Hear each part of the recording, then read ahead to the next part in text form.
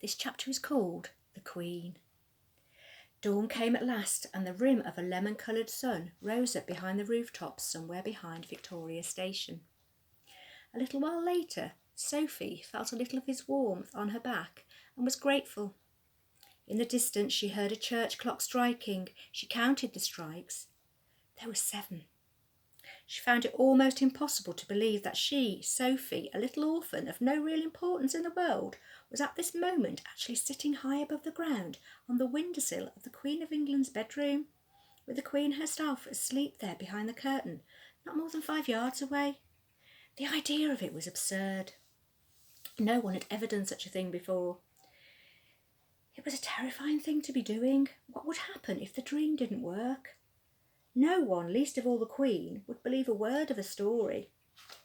It seemed possible that nobody had ever woken up to find a small child sitting behind the curtains on his or her windowsill.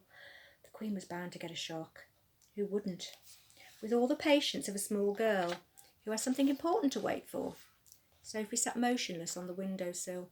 How much longer, she wondered. What time do queens wake up? Faint stirrings and distant sounds came to her from deep inside the belly of the palace. Then all at once, beyond the curtains, she heard the voice of the sleeper in the bedroom. It was a slightly blurred sleep-talker's voice. "Oh no!" it cried out. "No! Don't! Someone stop them! Don't let them do it! I can't bear it! Oh, please stop them! It's horrible! Oh, it's ghastly! No, no, no!" She's having the dream, Sophie told herself. It must be really horrid. I feel so sorry for her, but it has to be done. After that, there were a few moans. Then there was a long silence. Sophie waited. She looked over her shoulder. She was terrified that she would see the man with the dog down in the garden staring up at her. But the garden was deserted. It was an enormous garden, very beautiful, with a large funny-shaped lake at the far end.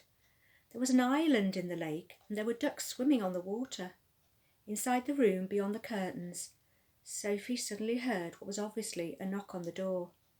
She heard the doorknob being turned. She heard someone entering the room. "Good morning, Your Majesty," the woman was saying. It was the voice of an oldish person. There was a pause, and then a slight rattle of china and silver. "Will you have your tray on the bed, ma'am, or on the table?" "Oh, Mary, something awful has just happened." This was a voice Sophie had heard many times on the radio and television, especially on Christmas Day. It was a very well-known voice. "Whatever is it, ma'am?" "I've just had the most frightful dream. It was a nightmare. It was awful." "Oh, I am sorry, ma'am, but don't be distressed. You're awake now, and it will go away. It was only a dream, ma'am." "Do you know what I dreamed, Mary? I dreamed that girls and boys were being snatched out of their beds at boarding school and were being eaten by the most ghastly giants. The giants were putting their arms in through the dormitory windows and plucking the children out with their fingers. One lot from a girls' school and another from a boys' school. It was all so vivid. Mary, it was so real." There was a silence. Sophie waited. She was quivering with excitement. But why the silence? Why didn't the other one, the maid, why didn't she say something? "What on earth's the matter, Mary?" the famous voice was saying. There was another silence. "Mary, you've gone as white as a sheet. Are you feeling ill?" There was suddenly a crash and a clatter of crockery, which could have only meant that the tray the maid was carrying had fallen out of her hands. "Mary," the famous voice was saying rather sharply, "I think you'd better sit down at once. You look as though you're going to faint. You really mustn't take it so hard, just because I had an awful dream."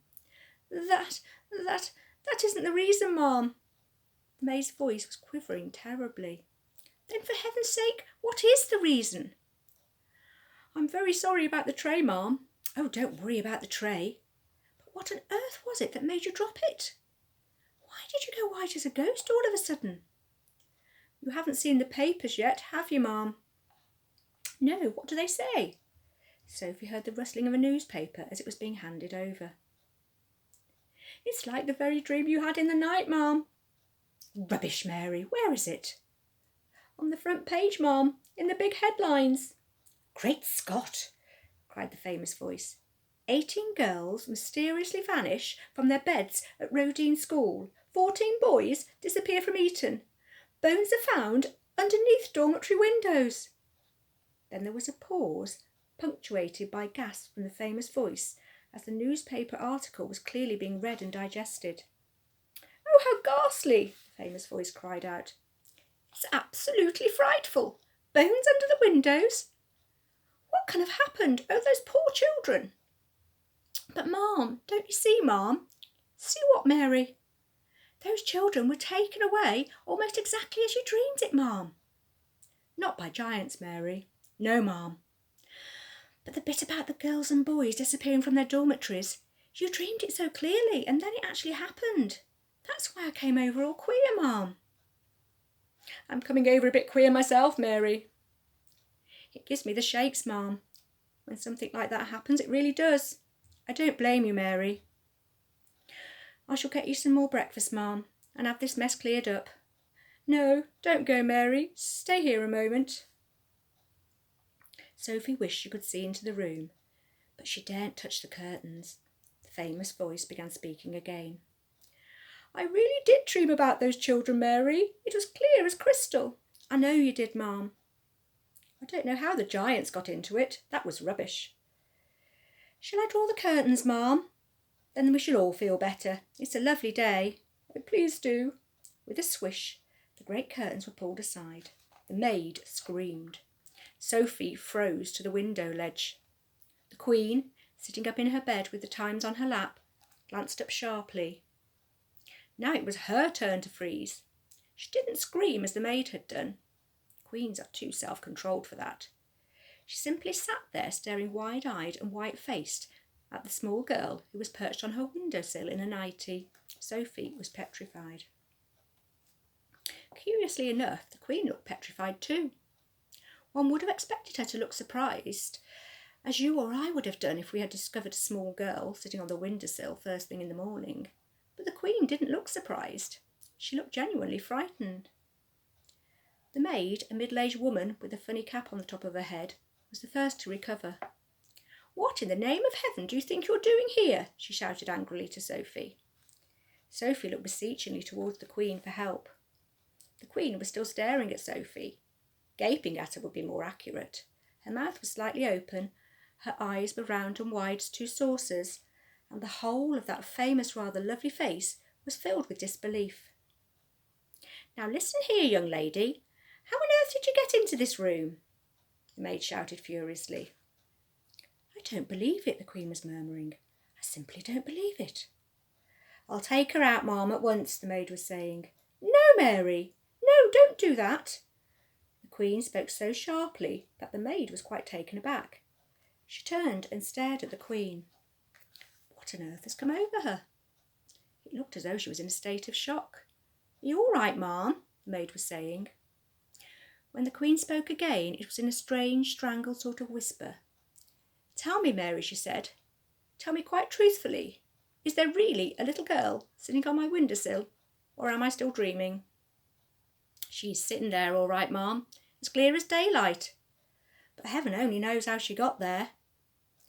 "Your Majesty is certainly not dreaming it this time." "But that's exactly what I did dream," the Queen cried out. "I dreamed that as well. I dreamed there would be a little girl sitting on my windowsill in her nightie, and she would talk to me." The maid, with her hands clasped across her starch-white bosom, was staring at her mistress with a look of absolute disbelief on her face. The situation was getting beyond her. She was lost. She had not been trained to cope with this kind of madness. "Are you real?" the Queen said to Sophie. "Yes, Your Majesty," Sophie murmured. "What is your name?" "Sophie, Your Majesty." "And how did you get up onto my windowsill?"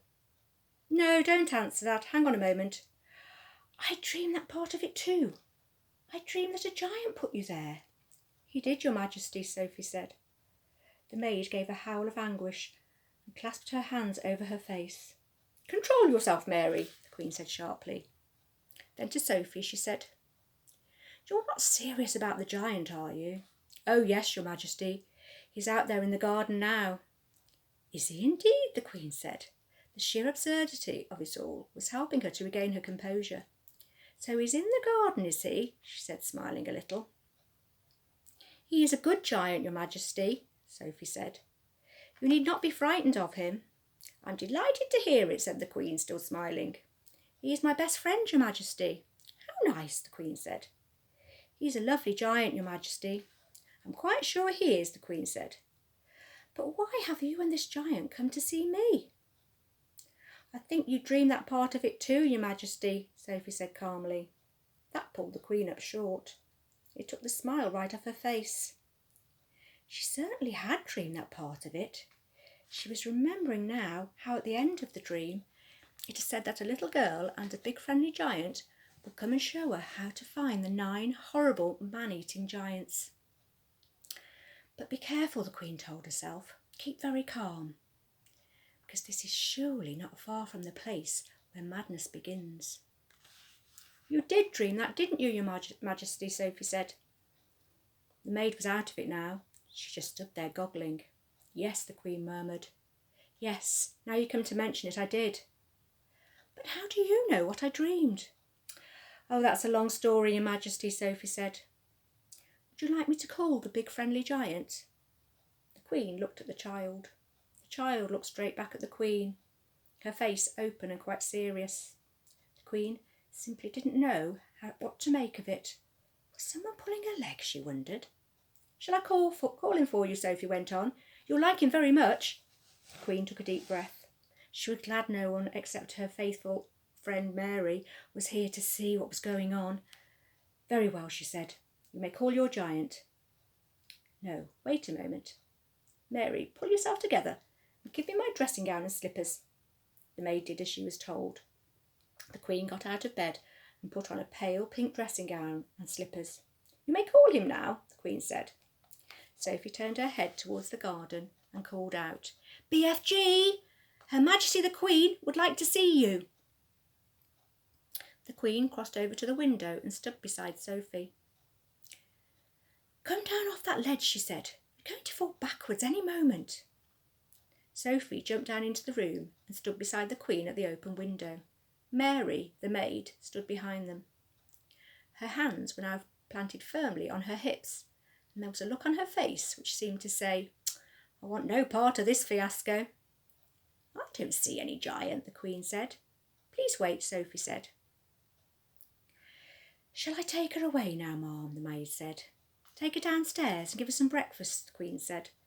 Just then there was a rustle in the bushes beside the lake. Then out he came, 24 feet tall, wearing his black cloak with the grace of a nobleman, still carrying his long trumpet in one hand. He strode magnificently across the palace lawn towards the window. The maid screamed. The Queen gasped. Sophie waved. The BFG took his time. He was very dignified in his approach. When he was close to the window where the 3 of them were standing, he stopped and made a slow, graceful bow. His head, after he had straightened up again, was almost exactly level with the watchers at the window. Your Majesty, he said, I is your humble servant. He bowed again. Considering she was meeting a giant for the first time in her life, the Queen remained astonishingly self-composed. We are very pleased to meet you, she said. Down below, a gardener was coming across the lawn with a wheelbarrow. He caught sight of the BFG's legs over to his left. His gaze travelled slowly upwards along the entire height of the enormous body. He gripped the handles of the wheelbarrow. He swayed. He tottered. Then he kneeled over on the grass in a dead faint. Nobody noticed him. Oh, Magister, cried the BFG. Oh, Queen. Oh, Monica. Oh, Golden Sovereign. Oh, Ruler. Oh, Ruler of Straight Lines. Oh, Sultana. I has come here with my little friend Sophie to give you a... BFG hesitated, searching for the word. To give me what? The Queen said. Assistance, the BFG said, beaming. The Queen looked puzzled. He sometimes speaks a bit funny, Your Majesty, Sophie said. He never went to school. Then we must send him to a school, the Queen said. We have some very good schools in this country. I has great secrets to tell you, Your Majesty, the BFG said. I should be delighted to hear them, the Queen said, but not in my dressing gown. Shall you wish to get dressed, ma'am, the maid said. Have either of you had breakfast? The Queen said. Oh, could we? Sophie cried. Oh, please. I haven't eaten anything since yesterday. I was about to have mine, the Queen said.